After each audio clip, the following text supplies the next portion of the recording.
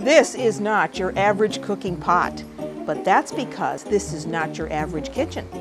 Today, my friends and I are visiting a caseificio, one of over 600 cheese houses here in Emilia-Romagna.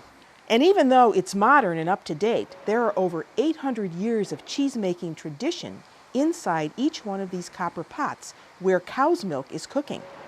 See how it's thickened up? They've added rennet, which curdles the milk. Now they need to break up those curds into smaller pieces and cook them for another 15 minutes. As they heat up, the curds congeal and settle to the bottom of this enormous pot. About an hour later, they reach down through the whey and bring up the cheese.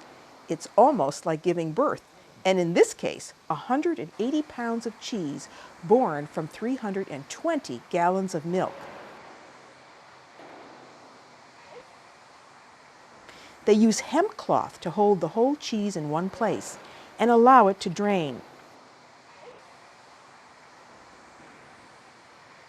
Later, they'll separate it into 2 cheeses and let it drain some more.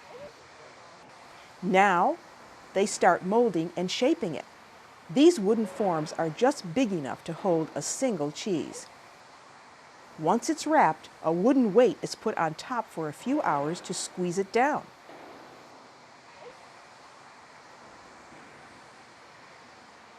Ever wonder how the words Parmigiano Reggiano get on the outside of the cheese? This plastic sleeve with the words spelled out in pin dots is wrapped around the outside. After they're marked, they rest for 3 days in these metal collars to firm them up even more.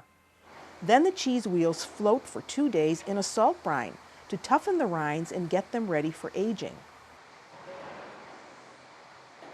The cheeses age between 18 months and 3 years at a temperature between 66 and 68 degrees. Each 85-pound wheel with its pin dot markings and consortial seal guarantees its authenticity.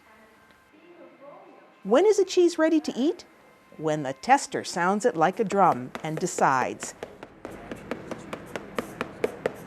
this one's ready.